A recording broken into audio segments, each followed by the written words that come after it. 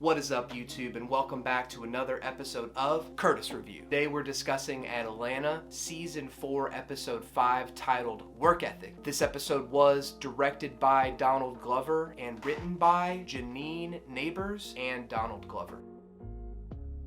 The episode opens. It seems a little bit cold, dreary. Van and Lottie are pulling up on a studio lot.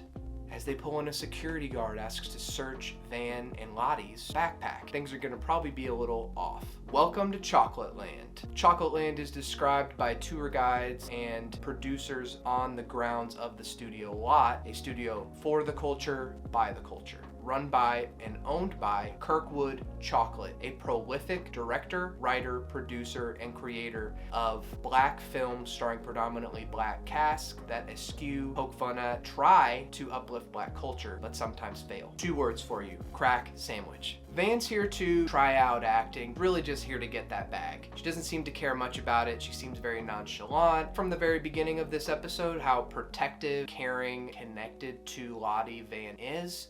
There's such a strong love between these two characters. After Van gets out of makeup and costume, she goes out to the set. As they're filming a scene with a mean man, Lottie shouts from the side, "Shut up!" Production halts, and a disembodied voice emits from a voice box on the wall with a red light. He asks for Lottie to be brought into his viewpoint, focal point. This voice is Mr. Chocolate. As the disembodied voice continues talking, Lottie responds, "Where are you?" Mr. Chocolate says, "I'm everywhere. I'm God."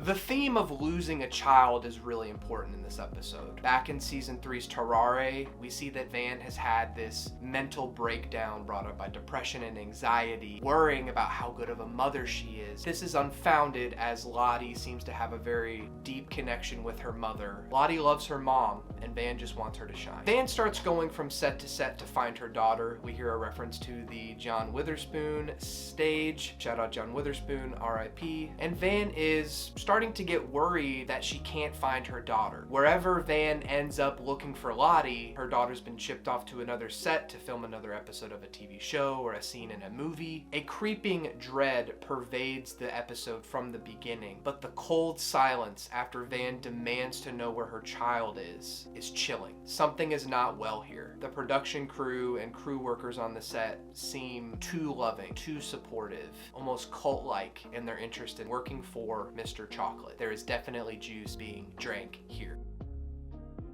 To what extent should black art be supported? Obviously, we should support all black art, but are all of those forms of black art beneficial to that culture? But empathy is important here. This is also a strong reference to Tyler Perry. Actually owns Tyler Perry Studios in Atlanta, which is a 300+ acre lot where he films all his TV shows, movies, and other productions. He's a prolific creator. My experience with Tyler Perry is limited. I saw one Medea movie back in high school with my friend Alex. I don't think I've seen much else other than reruns of his shows on TBS and BET back in the day. His work in the recent Adam McKay movies. He played Colin Powell in Vice. He was in Don't Look Up. Tyler Perry is a big deal to this city, and Atlanta is no stranger to poking fun at and calling to light the darknesses or negative aspects of Atlanta. Van's confrontation with Mr. Chocolate ramps up the tension. Armed guards with fake M16s getting shot by the costume woman trying to help Van find her daughter, to the keyboard piano created for him by Steve Jobs, as well as the grits, the funhouse mirror-esque entrance. There's some important symbolism here. Van approaches a ladder up to Mr. Chocolate's office. We see light coming down onto her, which I found to be significant with all the references to God and heaven in this episode. How children are closer to God, have that purity and that pure quality. The conversation about Christianity that Van has with the costume lady earlier in the episode. The imagery of the ladder is also important, especially with all the tunnels into darkness we've seen this season. This was the first moment where I started to wonder, is Atlanta gonna give us some kind of rapturous conclusion? While the disheveled titled Office of Mr. Chocolate is indicative of a hard-working creative. It's also a bit sad. The reams of paper, what was up with that Nile monitor lizard living in that fixture in the wall, the makeshift like kitchen, it's just a workaholic. Begs the question, how much of you is put into the industry and how much of that is taken from you just for the sake of your art? The reveal where we see Donald Glover is playing Kirkwood Chocolate is just so gratifying. Definitely adds to that sense of body horror, creepiness. It was really effective still. And I almost wonder how much more effective the episode would have been if we never got to see Mr. Chocolate.